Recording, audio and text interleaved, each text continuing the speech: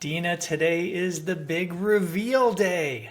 I cannot wait to hear your lucky number Oh my gosh. or And whatever our reveal is today, whatever our Bob. reveal is, yes, listeners are like, what are they revealing? Did we miss something? Did we miss an episode?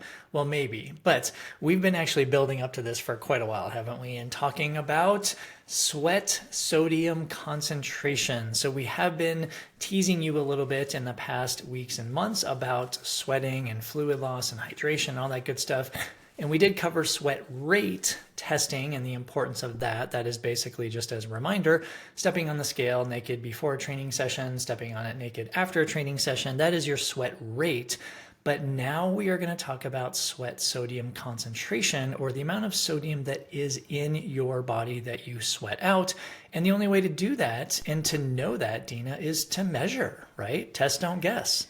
Absolutely, Bob. And, there are different ways to measure sweat sodium concentration. We're not going to go into that. I think at some point here in our near future, we'll have another expert on to maybe talk about some of those other sciencey things about sweat sodium collection and some of the gotchas, although we may throw a few of those in today.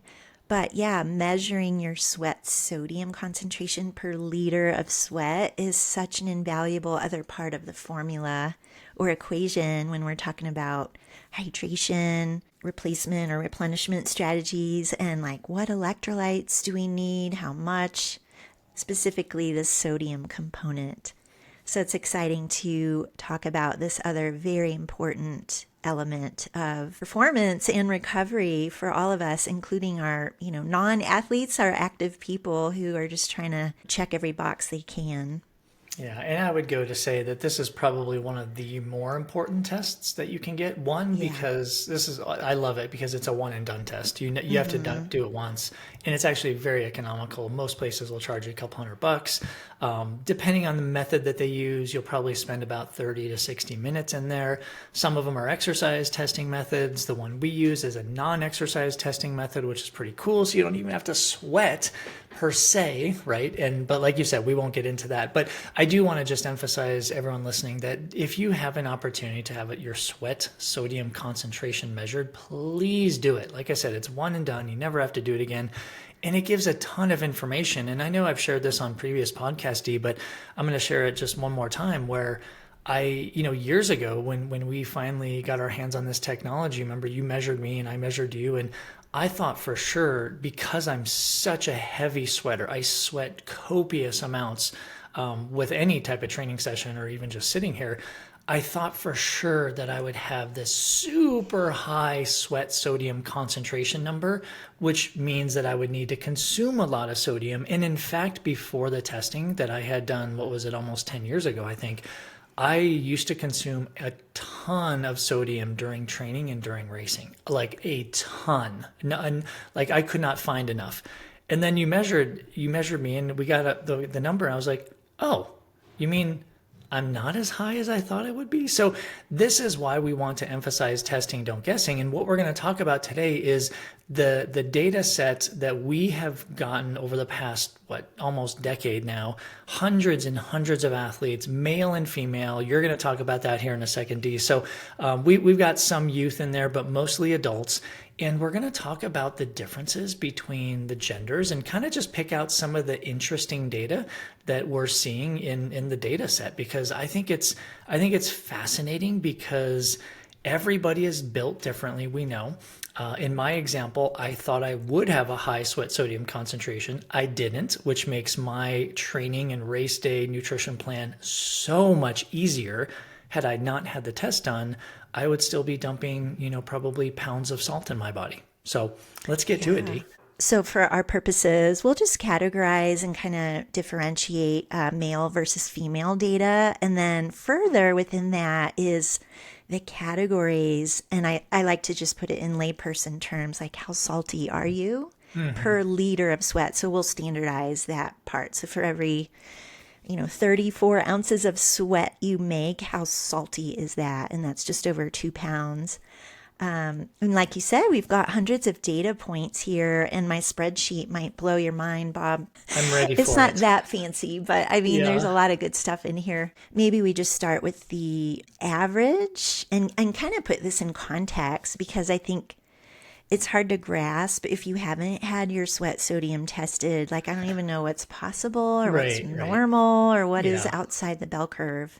Yeah, let's start with like so our listeners know like what is an average? What's the typical range that we see of sweat Yeah. sodium concentration? And so we'll go by our data set, and the research doesn't align totally. This is the beauty of like what does our real life show, even Yeah. though the research it has testing from real life athletes. Hmm. But normally that includes different age sets and things, anyways. But our average, Bob, here in milligrams of sodium, again, per liter of sweat, comes out to 1,005, so 1,005 milligrams per liter of sweat. And So that's the average that's of the mean, all our that's the data average. points. Yeah. Interesting. Okay. So what's the low? The low end of the range is around that 300 milligrams per liter. And I actually broke it down into ranges so we can talk about like the average. And according to like precision hydration, which is the equipment we use, what would be considered a low salty person, like low salt level versus medium versus high versus very high. So we have those delineations as well. So the low end, yeah, is around that 300 to 400 milligrams per liter. And then we've got a few data points here, Bob, of some people who lose 2,400 ish, a little bit more, even a couple data points. So wait a second. You're telling me that there could be just in our data set of what 350-ish athletes, you're telling me that the difference between the lowest and the highest is 8 times.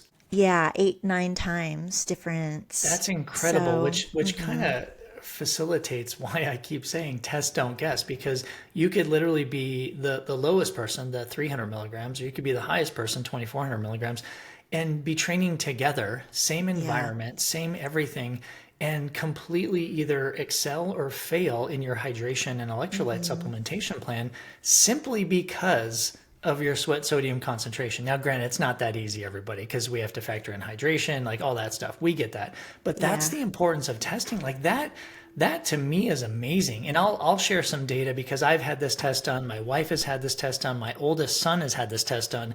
And we are not all the same, which, I always, there's that genetic component. Well, just wait until the end when I share a little bit of, my data with my family, and some of it is genetic, some of it is not genetic. Oh, Well, yeah. and maybe not even saying that. It's heavier on the genetics and lighter on the genetics, right? But what I Yeah. hear you saying is there could be an 8 to 9 fold difference between people, just based on our data set. It seems to always follow a bell-shaped curve no matter what, whether it's research or real life, because you're going to have outliers who are that 3 to 400 ish, Yeah. and then you're going to have outliers probably 22 to 2,400. So, the great thing is hopefully you're not an outlier. Yeah. Right? Or maybe you want to be on the low end. I don't know, right? Yeah. But I mean, most of the data is kind of in that pure bell-shaped curve, right? And this is where, when we talk about sweat rate, how sweaty are you, considering that also can help us determine, like, oh, good. I'm so glad Yeah. you're not on the high end for sweat sodium, Oh my gosh. like you, Bob, because if Yeah. you sweat a ton, it's not always awesome to be losing also a lot of sodium in that sweat, especially if you are an Yeah. endurance focused athlete, because It's not at all. Yeah. yeah. So I was going to share from our data set. We've got more data points on males than females, but we do have a good portion or a good proportion of data from our female athletes. I think it's pretty close from what you told me, right? I mean, it's not Yeah. like hundreds off. It's not hundreds off, fairly, no. yeah. It Yeah. might be like what, 40 to 50 off. So I feel like this is good representation Yeah. of both male and female. And so I wondered if we just segment between very low, low, medium, high, and very high, just to give a percentage wise of everybody who is Yeah. in that medium versus the low, very low, and high, very high. Yeah. And then we could break it down female to male and then just share a couple examples because I think you and Wendy, your spouse, have a similar thing going on as me and my spouse in terms of sometimes we think women might be, always less than in Yeah. whatever measurement or Yeah. metric, but we've got some surprises there. We do. And I think everyone wants to know. Everyone's like, well, can you just Just tell get to the us? number, anyways. Just tell us. Yeah, we're not trying to be too numbers focused Yeah. here, but it does show this is why we want to do this testing. Yeah. So, Bob, just in the average category, which if we say milligrams of sodium, and everyone, you can just jot this down and kind of visualize what we're talking about as well. Average is 800 milligrams to about 1100 milligrams of sodium per liter. So we've got 31% that fall in that average category. That's Okay. not Yeah. Yeah. 50% or 80%, it's No. No. 31%. Wow. Below 500, Bob, which would be considered very low, there's Yeah. about 2.3% of Okay. our N count. Yeah. And in the low, which is 500 to 799 milligrams, that's Yeah. about 30%. Okay. So a couple percent, 30%, then Yeah. 30% again. Okay. Yeah. Wow. And then just kind of going up like the other end of the bell curve, who are our high salt level people? That's 1100 to 1399 to be exact in our milligrams per liter. There's 24% in that 24%. category. And then in our very high, Bob, is just over 12%. Whoa. Wait, go So, back up. So in the lowest category, there was like 3%, yeah, and there's about two, yeah. 12% In in the the very very high. Yeah. Wow, that is a huge discrepancy with the outliers, D, which tells me that there's Yeah. probably a lot more athletes who are a little bit higher than they think they are, right? Just Yeah, based on our data sets, right? for sure. Wow. I know. It's super fascinating to see Yeah. that. I kind of feel like we're going to get into the whole gender thing because now people are like, okay, we've got the numbers kind of seeing where everyone's falling. But what are you seeing with Yeah. male versus female? Is it about the Well, same? in that very high category, the women make up about 33% of that very Wow. high category. So it's not Yeah. insignificant. And Yeah. it does speak to, we have to be careful of generalizations. Right. And then, on the low end, the women, like that very low, the women there's two women. Yeah. Yeah. Yeah. So it's like less than Right. 0.5%, Right. or 5% that make up the whole, like, oh, where are the gals on Yeah. this side? So it's really interesting to see the distribution here visually from the chart, and maybe over on our Patreon we'll just share like the exact percentages, so for those in our gold level membership can see this info and maybe spark some more interest in finding out your own sweat sodium concentration. Dina, I'm going to push the pause button real quick because I'm curious, and you are the expert here, so I'm going to put it onto your lap. But here's what's going through my head right now when you talked about that with females. So everything we're hearing about the menstrual cycle. So obviously this is going to be more for premenopausal females, right? But when the menstrual cycle in the luteal phase, we see again. I'm talking as a consumer now. What I've heard is that the body temperature can go up about a half a degree Celsius during the luteal phase, which could in turn increase the body's need for hydration, correct? And Yep. what does that do to salt or electrolyte needs or sodium needs during that phase? Actually, from the research that's been done, the difference, it's still scaled pretty appropriately. Like the ratio is not that significant in terms Yeah. of, oh, well, we lose so much more sodium or we conserve so much sodium. Right. It's not meaningfully significant in terms of, so we may need to drink a little bit more. We can change the sodium accordingly, but it's not Yeah. like we have to have a whole different plan Right. in that Well, luteal phase. so here's another question, another consumer brain question in my mind, right? So I'm the consumer again, and I'm like, well, you know how you guys say, like, if you do metabolic efficiency testing on a female who is well, it depends on her developmental life cycle, right? But let's say she's premenopausal. We need to note if she's in the follicular phase, luteal phase, right? When we do the test, we just note that, right? Do we need, like, is that important when you do sweat sodium concentration testing on females? Does it matter if they are premenopausal, what phase of their menstrual cycle they're in? I think it's worth noting, especially if Yeah. we're trying to troubleshoot something, Okay. figure Yeah. out something. But I pay a lot more attention to that in terms of learning sweat rates, Yes. and Yes. that's where I think the bigger rock is to target Yeah. or pay attention to. That's kind of what I was wondering. Because if Yeah. listeners, you're putting the pieces of the puzzle together, we're talking about this test is a one and done, right? What's Yeah. not one and done, what should be done continually is your sweat rate testing. Get your sweat sodium concentration testing one. You know your number, you know your electrolyte loss in terms of sodium. Then you can work with a qualified sport dietitian with sweat rate differences, which we know happen quite a bit just environmentally throughout the year, let alone throughout the menstrual cycle, right? For our Yes, female listeners. exactly. Okay. I'm starting to put the picture together. Okay. So this is kind of cool so far, Dee. What else did you want to pick apart with the data? I thought it'd be interesting to share our sweat sodium numbers, Oh yeah. Bob. Mine blew me away. Yeah. I thought I was going to be the highest one we've ever tested, and I thought I would hold that record, kind of like the I Strava know. record, right? I totally thought I would hold that record. And then you measured it, and I was like, it was almost like a deflated balloon. I was like, oh. But then like this Yes. wave of joy spread because I'm like, oh, thank goodness. Because now I don't have to be so concerned. I mean, I still need to be concerned, but not so concerned, right? Yeah. So tell us can we go back to tell us the breakoffs for the low, the very low. Yeah. Yeah. So very low, less than 500. Less than 5. Low. Okay. Yep. Low is, let's say, 500 to 800. I'll just, round. Yep. And then moderate or, medium is 800 to 1100. Okay. And Bob, so do you want me to say your number? Or do you have it? I have it actually. I looked it Yeah. up because I was curious. I was like, I knew Yeah. where it was, but I didn't know the exact. So I am in the low category, which is what shocked me. So my milligrams of sodium per liter of sweat that I lose is 655 milligrams, which Yes. okay. I feel like we need to do another episode because someone's going to hear that and they're going to be like, oh, so do you just consume 655 milligrams of sodium per hour? No, because let's bank that on another episode, everyone, because we need to kind of factor in sweat rate first. Yeah. So my number is 655.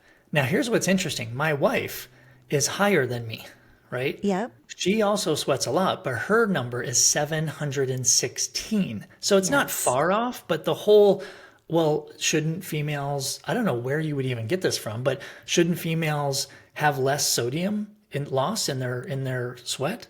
I don't even know where I would get that from, just that conclusion. But no, I mean, what we're saying is it depends, right? But I mean, my wife is higher than me. maybe on an absolute level, if women sweat generally, again, this is general, we got to be careful. If women, because we might have less body mass or Yeah. muscle mass or whatever, our absolute sweat rate would be different. Therefore, we lose less sodium. Right. But again, with our real life data, we see plenty of women Yeah. and female athletes out there that are sweating high amounts Yeah. per hour and therefore then their sweat sodium losses are higher. Exactly. And it's a good point. I mean, just So- because you're female doesn't mean you don't sweat a lot, right? Doesn't Yeah. mean you don't have a high sweat rate. It totally, and the exact opposite, just because you're a male doesn't also mean you have a high sweat rate, right? It's so independent, Exactly. right? So Exactly. this is what's interesting. Then we'll get to you. So I'm 655. My wife is 716. Our oldest son is actually 32% higher than me. Yes. 32%. So he's just under 1,000. So he kind of moved up in that category into moderate. I'll tell you because I see him, he sweats a ton and it is like he is a salt lick when he's done with exercise. Like dogs love him because for obvious reasons, right? So Yes. it's just interesting to look at that because you see, genetically somewhere down the line, someone besides my wife and I had somewhere a really higher sweat sodium concentration because he got some of those genes somewhere down the line, right? Yeah. Yeah. How It's about funny. you guys? Yeah, well, actually, I mixed up my data when I was talking earlier. So my sweat sodium is lower than my husband's, but not by Okay. much. So Okay. my Yeah. number, Bob, is 941. Wow, you're that much higher I than me? That's know. crazy. And my spouse is 1105. So he's kind of Okay. Okay. a smidge higher, but Wow. anyways, I was looking up, Bob. The highest I have seen is a gal who triathlete, and you know what? Sport does not matter. Yeah. But she just dealing with some fueling and hydration, just trying to optimize everything. So her number, Bob, was 2539. Oh, wow. And this gal could sweat. So, I mean, Listen, no that's wonder she was having some issues. Her hydration strategy, there was just a significant mismatch between oh what my she was gosh. consuming versus losing. So, That's crazy. just to And that show here, yeah. And that puts it in perspective because those are the athletes who really need our help because yeah. there are such major challenges because they're sweating a lot, they're losing a lot of fluid, they're losing a lot of sodium. My gosh, we need to get a good hydration and electrolyte supplementation plan on that, for sure. And that's Yeah. that's it's tricky sometimes, right? Yes. Yeah. But test don't guess, Bob, right? Test, don't guess. Let me share. In our last episode, we were chatting. What were we chatting about, Dee? Something regarding sodium, and I was sharing my epic fail of my long run. Yeah, Remember yeah. that? And I was Yes. like, "Oh my gosh, I got so dehydrated. I only carried like, just over a liter and a half of fluid with me." And I was like, "Oh, fail, fail, fail." Well, can I just share this because this is kind of pertinent to this, and then we'll wrap up this episode. But so I did, as most people know, I'm training for a little bit of a longer run coming up. And this past weekend, I did my last longer run, right? And I ended up doing 21 miles. And what I did on purpose was I carried so much fluid with me. D, it wasn't even funny. I carried 80 ounces of fluid with me. It took me 3.5 hours to cover this 21 miles. I drank 80 ounces of fluid, which if you do the math, let me just do the math really quick. That's 23 ounces of fluid per hour Yeah. of running, which is unheard of because we usually don't drink that much when we run, right? Right. I didn't have any stomach sloshing, like none of that stuff, which was great. This was one of my experiments. But here's where I wanted to kind of pull it in.